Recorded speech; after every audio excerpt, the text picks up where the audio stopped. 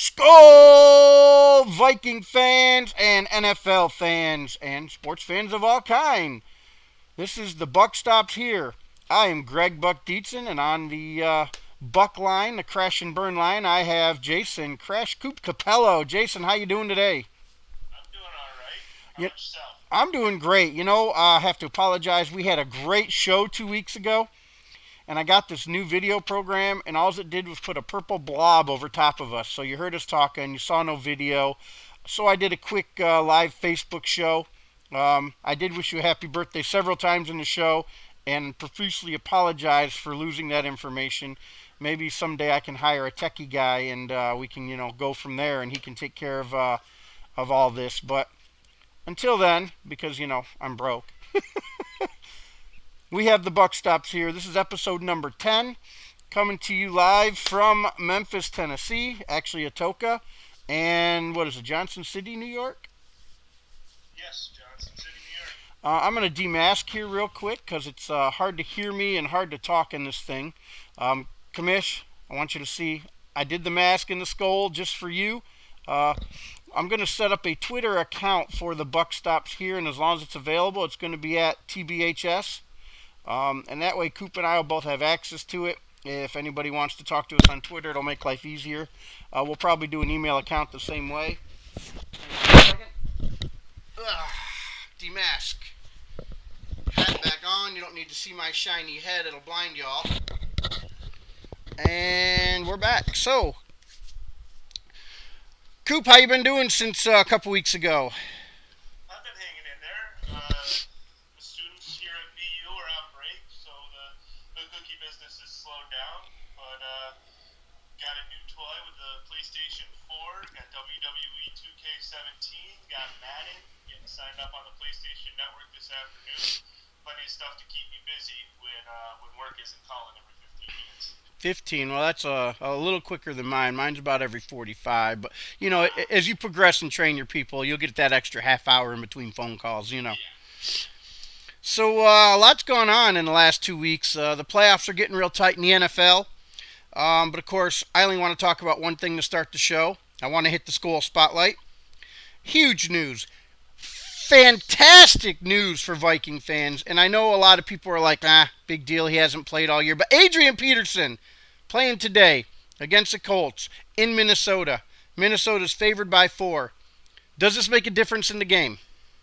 Well, of course it does. I mean, Sam Bradford has not looked bad this year, and now he's got a run game to take some of the pressure out. But we don't have a line, so are we really going to have a run game? And I'm playing devil's advocate here because I want your opinion, because mine's going to be all good. So You have the best all-around running back in football, especially the best pure runner in football. 'Cause David Johnson might have a little bit better hands. He might be a little bit better. and Le'Veon Bell's pretty good with his hands usually. He's been off this year, but But the best pure runner in football coming back. Now, if he's back and he's back at 100%, even with a shoddy line, I think AP's talent is good enough to make a difference. Is he going to come out and run for 200 yards a game for the last 3 or 4 games of the season? Probably not. I bet you he finishes with the most yards on the team in these 3 games. Yeah. And he's also the defenses have to be honest. Exactly right, and that's where I was going to go with this. You bring in Adrian Peterson, and the first thought is I got to put 9 men in the box. And I'm going to tell you, if you go back and watch the Titans game and the Packers game, that's what they did. 9, not 8. 9 men. They had 9 men in the box. They had that other safety stepping up because they didn't want Peterson to beat them. They were going to make Sean Hill in Tennessee and Sam Bradford. Now, Bradford didn't know our offense very well. He'd only been there 2 weeks when we played the Packers. And we won because of Bradford. Now you've had most of the season for Bradford to figure out this offense. And I'm telling you what, with no line and getting knocked on his butt, he's been playing great. He's still got one of the highest completion percentages, one of the lowest interception ratios in the league. And that's because he's smart. He can get rid of the ball. He hasn't had time to try and beat you deep yet because there ain't no running game. We're just doing a dip and dunk and go, and hopefully we get the first down. Peterson back. You have to put 8 men in the box minimum to make sure Peterson's not going to break one on you. Because if he gets through that first line, you got to make sure your linebackers are up there to make sure you stop him, right? Oh yeah, So if you yeah. put eight, That's going to set up a lot of individual matchups with Thielen, with Diggs, with safeties having to go into man coverage. and And Cordero's been looking pretty good catching the ball now, and he's the fastest guy on our team. Don't let him beat you deep. yep, yep. So you're going to have lots more opportunities, and it's going to make things interesting for these last few weeks for the Vikings and their push for the playoffs. This could put us back to the team to beat in the NFC. And I don't want to jump the gun because I want to see how Peterson is. They wouldn't have let him come back if he wasn't 100%. But I think a 90% Adrian Peterson's better than probably 25 of the starting running backs at 100% in the league.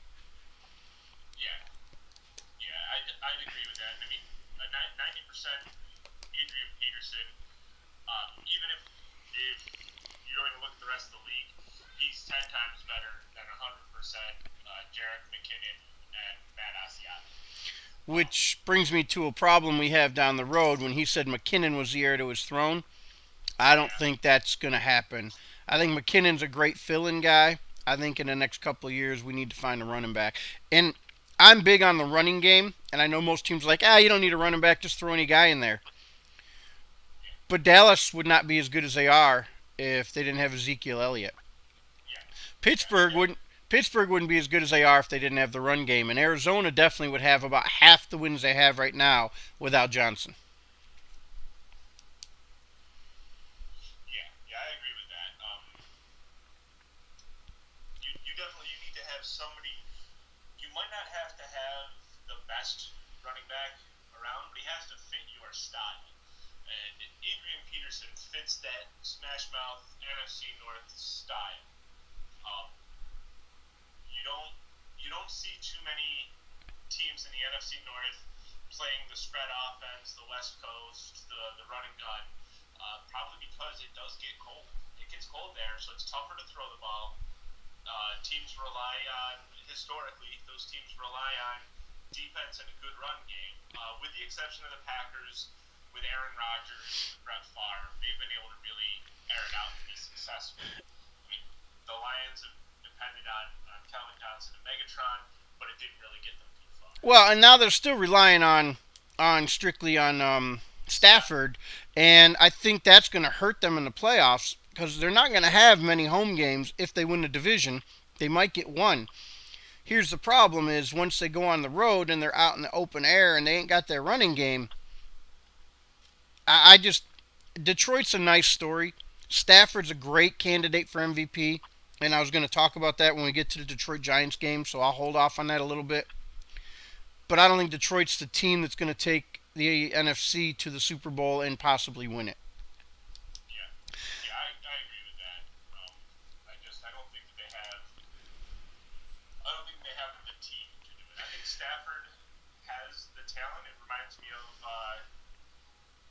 my boy back in the day there, Donovan McNabb, where the one time they made it to a Super Bowl was the one time that they had a full team. You had Ryan Westbrook, you had Terrell Owens, you finally had a playmaking receiver, and they made it to the Super Bowl. Just fell a little short. Yeah, yeah. Because as much as I love Donovan, he wasn't a big game quarterback. And that brings us to the games of the week that I picked. Some of them are personal interest, some of them are going to be good games, and they're all playoff implication games. Except for the Green Bay Chicago, but that's the one of my interest. So, give me your take. Green Bay's favored by 6 in Chicago in an ice cold, snowy, frozen field that these two teams thrive on. Is there any way at all, and I always forget this kid's name out of USC, Matt Barkley, can take Chicago to victory in this game? Or are they going to rely on their rookie running back here, do you think? Um, I I don't see it happening. I mean, Howard there, he's only like 30 yards from a 1,000 yard season, which is incredible to me considering he didn't even play the first 2 or 3 games. Exactly. So he's having a season that kind of reminds me of Gurley last year. He is by far and away the best rookie running back that we have this year. But Wow, you're going to put him above Zeke, huh? yeah, I'll put him above Zeke because Zeke is doing this behind the best offensive line in football, and he's doing it with Good point. the full, you know. So I would say that Howard there, as far as doing it, he's doing it by himself. Zeke is doing it with that line. They have proven year in and year out that the Cowboys running backs are as good as they are because of that line. I mean, you look at what DeMarco Murray did last year when he left and went to Tennessee. No, he went to Philly first, and he had a bad year in Philly, but he's tearing it up in Tennessee. He's one of the best running backs in the AFC this year. He might be number 2 for yardage in the NFL, if I'm not mistaken. I believe you're right on that. Which makes me eat. Tennessee, kind of realized that he has to go back to what made him desirable for the Cowboys in the first place. He has to make his cuts. They're not going to bail him out as much. That Cowboys offensive line gives the runners time to find their lane. Yeah, I could probably get 1,000 yards behind that line. I played a little running back in high school, but you know. Yeah, it's not a matter of the runners there. It's a matter of that line. Because I tell you what, if I broke out of the line, I'd be running for my life. Yeah.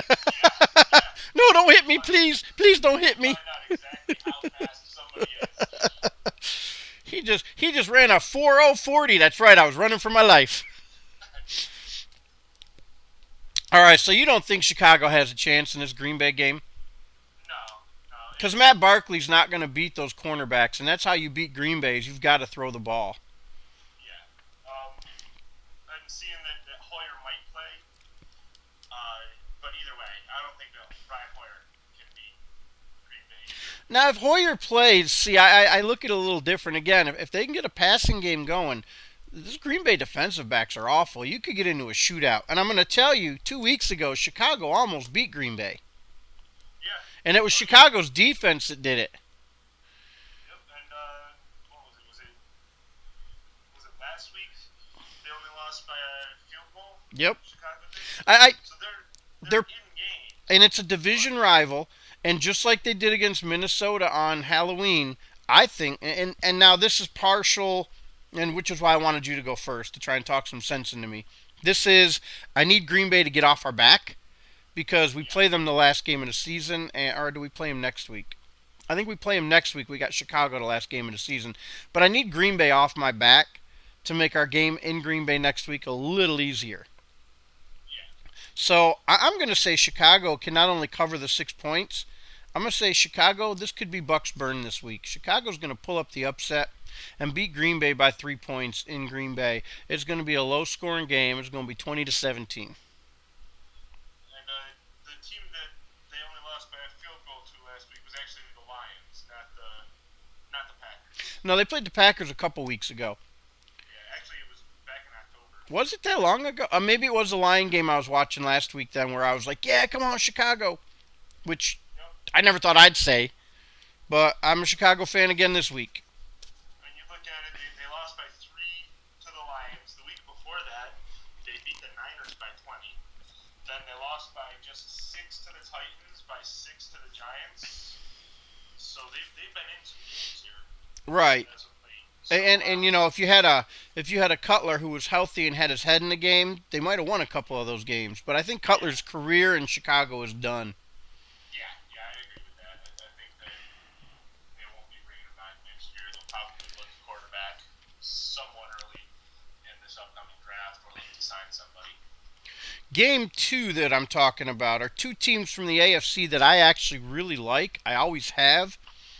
I kind of like one more than the other because it's kind of a hometown team for me, and I've started following them since I moved to Memphis, and that's the Tennessee Titans and the Kansas City Chiefs. They got Kansas City favored by 6 in KC, which I can understand the field goal for being the home team, and KC might be a little better because they just beat Denver. But You can't beat Tennessee if you can't throw the ball. And Alex Smith is not known to be a deep ball guy. This Yeah. is an upset in the making if anybody thinks Tennessee doesn't have a chance. I'm sorry, what I'm doing here, Coop, is I'm letting you go game one, I'm going game two, you'll go game three. Hey, that's fine. I, That's I fine. should have I should have told you that up front instead of just. So, but again, we're gonna go back to DeMarco Murray. He's the game changer in this one. First of all, Mariota has come out his sophomore year, and he is. I mean, both the number one and two quarterbacks are having great sophomore years. Yeah. Mariota's finding the open receiver. He's getting rid of the ball, and he's running when he has an open lane. He's becoming maybe not quite as good, and I like to compare a lot of running quarterbacks to this guy, the Russell Wilson of the AFC, because Wilson can run if he wants. He'll outrun you, but he seems to do more of the Donovan McNabb thing and kind of make some time to find the receiver. And if he can't, then he's going to run. And Wilson's probably the best at it. Mariota's taking a page out of his book. I really think this Tennessee defense is going to surprise KC, and I'm looking at a close game, but I think Tennessee can easily cover the 6 points and win outright by 3 or 4 points. Yeah, I agree. Tennessee can definitely they can do it. Whether or not they will is a whole other uh, They, bag of worms. they got the division on the line here. Yeah, but the team that they're going neck and neck with has one of those probably a trap game uh, with Houston playing the Jags. If they overlook that, it could be similar to a Green Bay Chicago situation where if Green Bay is looking ahead and saying, okay, well next week we've got they could fall to Chicago. If Houston is looking ahead and saying, well we've got tougher games going up, let's just get through this one and focus on what we have to do next week. Maybe that Jacksonville team that we saw or that we heard about that was supposed to show up this year shows up.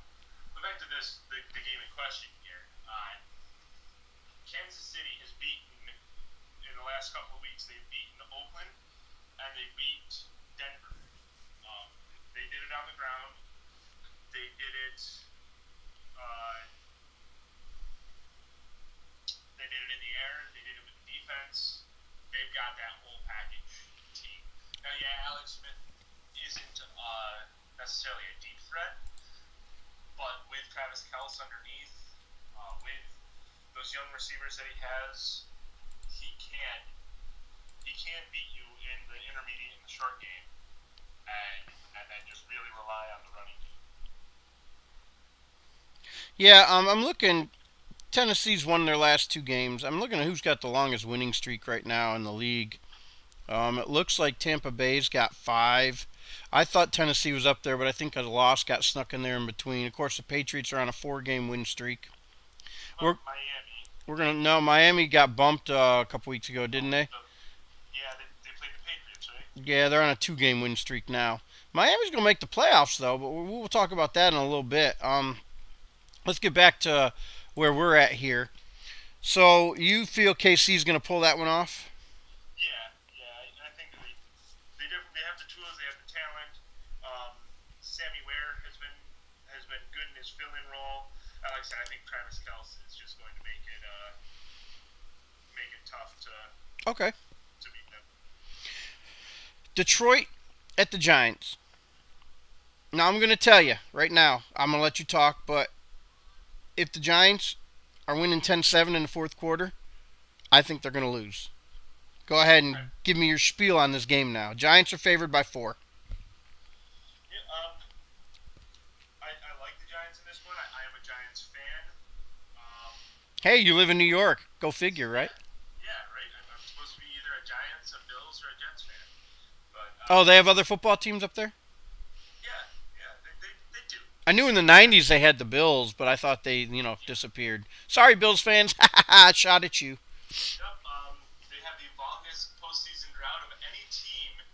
I believe it has made it to the point now where it's any team in the Big Four sports.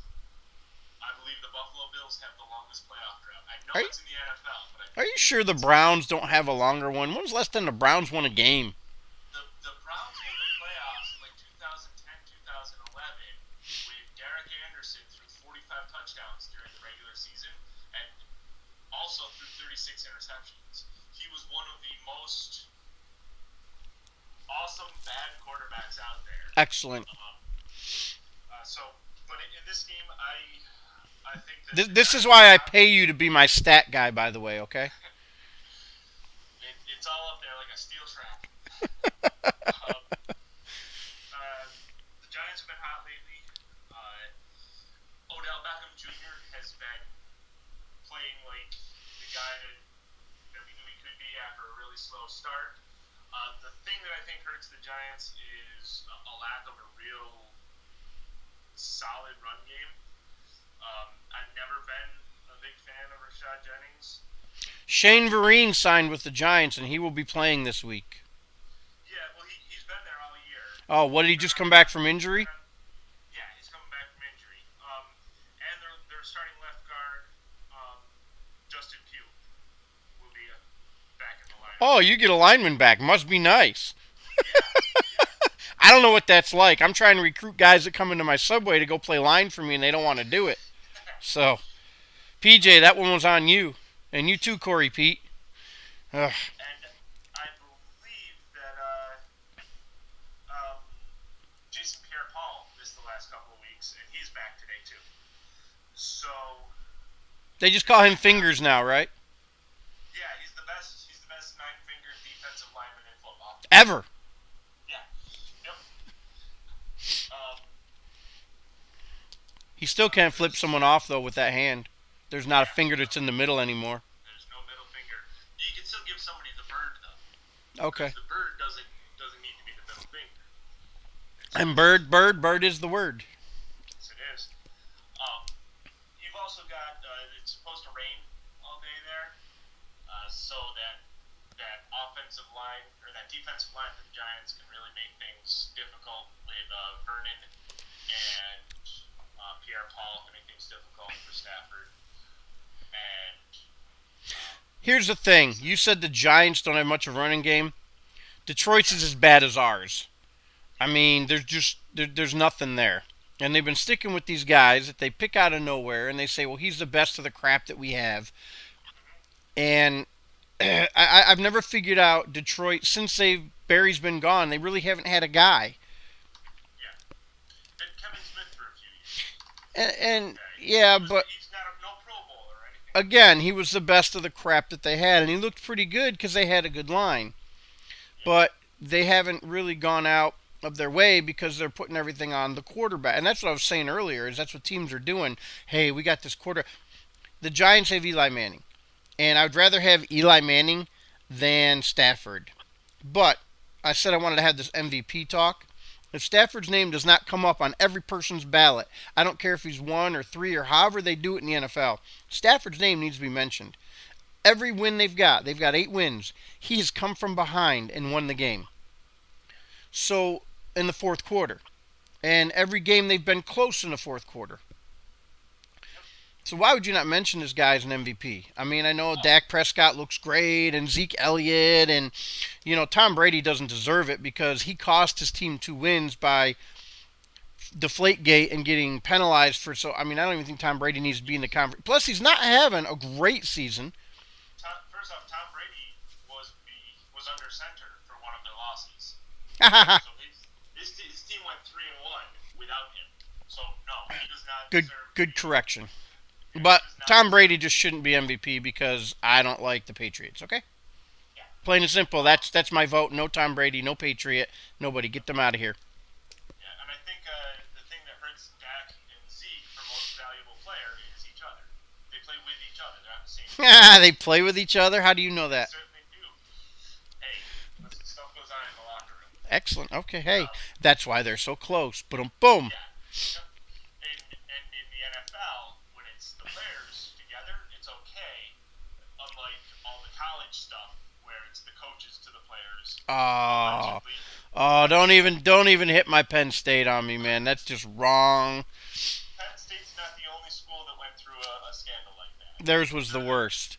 Theirs killed a legend. Theirs killed a legend, okay? Yeah. We regress. Yeah, what were we talking about again? Football. MVP, yeah. So I think that as far as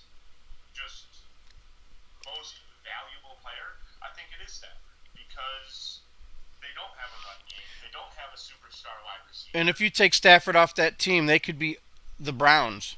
Yeah, yeah, they could very easily be the Browns or At least the the Bears Niners. or yeah, they you're gonna lose at least I'd say at least 3 of the games that they won. Maybe more. Yeah, I mean, I'm going at least. the first game they beat us, they might not have lost because Bradford threw that interception, but Yeah, they might not have driven down. They might not have driven down the field to tie it without Bradford or without Stafford. So that's one of those. All right. Well, we already did the Minnesota Indy. Here's a big game. New England at Denver. New England is at Denver and favored by 3. Now, if I were Denver, this would be posted all over my locker room. They're coming into our house, favored to beat us. We beat them and went to the Super Bowl last year with a subpar Peyton Manning. Somebody needs to step up and take him out. I mean, I can't think of his name. What's his name? Give me his name. Defensive guy, Defensive Player of the Year, Super Bowl MVP. Von Miller. Von Miller needs to just lay Tom Brady out. Yeah. If you don't think he's going to, then you haven't been watching Von Miller. He's gonna get to him at least.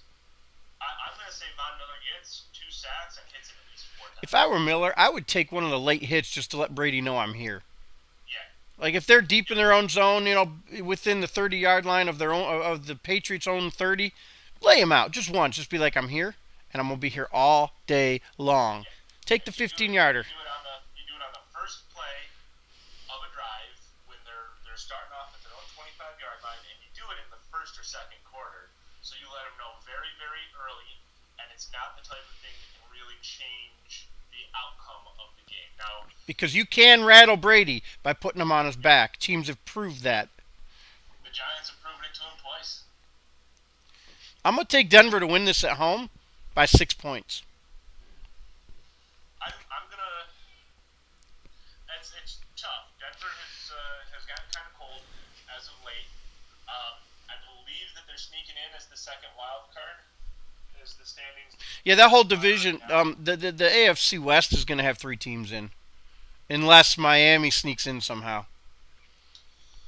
As it stands now, Miami is ahead. Miami's a half a game up on Denver because they beat the Jets last night. So Denver wins this. I think they leap back ahead of Miami for whatever the tiebreaker thing is. Okay, you got New England, KC, Pittsburgh, and Houston as division champs, and then you got Oakland and Miami as your wild cards. Yeah. Down the stretch, I like Denver to overtake Miami because Miami has to do it without Tannehill now, and they're not going to play the Jets every week.